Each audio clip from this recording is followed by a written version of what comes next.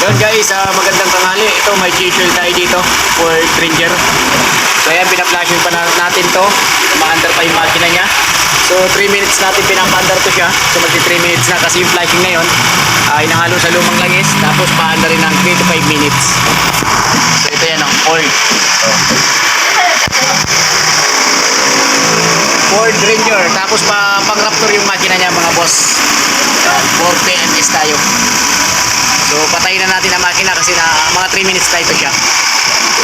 So ito mga idol, patayin na natin. Yung makina lang yung papatayin natin mga boss. Yan, Ford Ranger. So 2022 model to. Yan o, keyless. So dito lang yung susi niya kasi pagka malayo-layo to, hindi dito malapit, hindi siya maka-start, hindi siya maditik agad.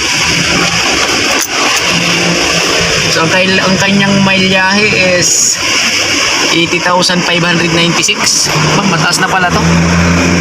80,900 ay 80,596 ang milyahe ni Ford Ranger. Ayan, Ford.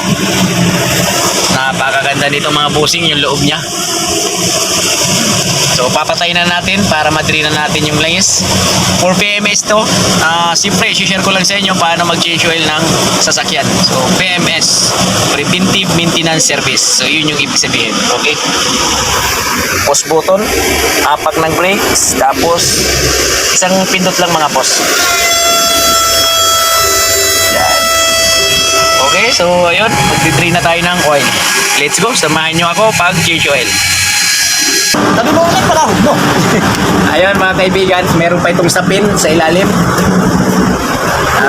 Mapaklasin natin yan bago makita ang drainan. Ang size pala nito 15. Sa size? Ha? 16. Hindi, 15 yan. Yan, ito yung sapin niya sa ilalim. Tapos ito yung drain plug. 13 yung size.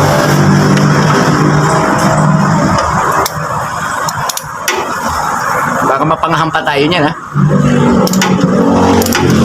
Yun. Sabi na bro. Saud natin.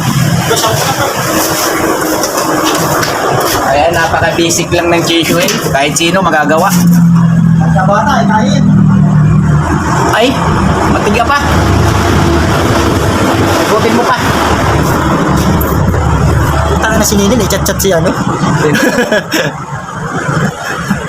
Si Jenny yung puta yun. Ano sabi ni Jenny? Puro yan showbiz pa yan pagka mga gwapo talaga sir, hindi may iwasan yung mga chismis May mga kapatid pa niya. Ang kasama doon, Diyos, ito pa yan kapatid sa sabi. Basta talaga mga gwapings. Kaya pasalamat talaga ako, pinanganak ako ng hindi gwapings. Iyo nga yung lagi sa loob eh. Sir, pinulakan kami akin mo. Kung hindi, pinag-aagawan na rin tayo. Akin daw yun, akin yun. Kaya palaging pasalamat ko sa taas na hindi tayo binigyan ng kagandahan. Sa taas. Sa taas. Kagandahang lalaki. Kasi kung... Maganda yung motor mo. So ayun mga boss, napakaitim na. Yung langis. Parang kata ng pusit. Parang kata ng pusit. Di pa naman sir masyado, normal lang to sa diesel kasi diesel naman to eh. Ito, normal lang dito. Parang pambuto ko rito. So mga boss, yung kanyang propeller, maliit yan pero solid. Walang butas to sa gitna. Ito may butas. Yan yung malalaki. Hindi yan solid. Pero ito, tangina. Kahit sumabit pa dyan ng 1,000 tao, hindi yan mabaluktot. Ayan. Ang hindi ka rin late na Kasi propeller. naman, Nissan Urban, napakaliit nito. Calibration. Alagi naman ang propeller. Tama. Tingnan mo naman maliit lang yan pero solid yan, kaibigan. Sumating ko Di ba? Kasi laki na kain. So ayan guys, natulog pa yung lagis niya. Pahanginan pa natin yan talaga para talaga baba, ubos-ubos yung lagis. Ford Ranger. So ito yung motor no niya rack pinion. Napakalaki. natin steering fluid. So ito yung bukod tanging nagpapagana sa kanyang steering motor. Kanyang brake pads, makapal pa. Yan, makapal pa siya. Yung mga brake pads niya makakapal pa siya mga boss, bagong-bago pa. Ayan o. Ford Ranger yan, malalaking gulong. So ito, ayan ay nahanginan yan. So may natulog pa talaga. Kasi advisable naman yung hangin mga boss.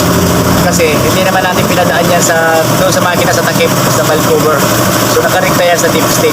Kaya diretso yan dito sa practice. So dapat yan ang paghangin para hindi na magkaroon ng moisture yung makina niya. Diba? Ganun lang yan. Napakasimple. Hindi mahirap gawin. Diba? Kahit sino kayang gawin. Yun lang. Yun o. Boy.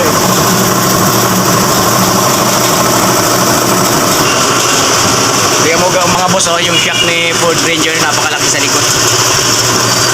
Differential. Yan. Ayan o. Ha? Oo, bagong-bago pa yan.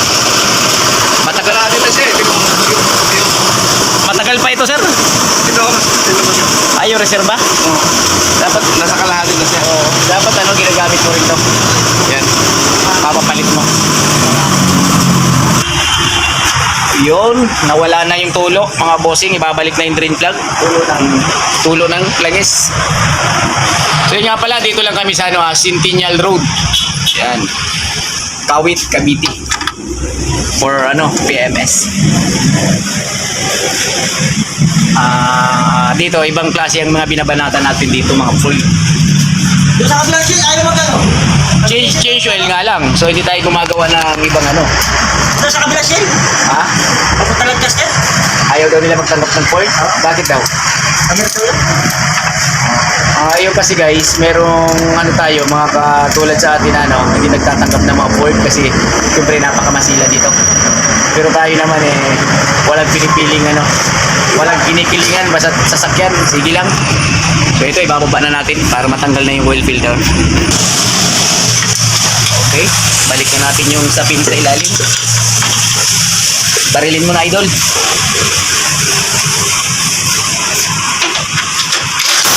Sa pang-check, sir, idol.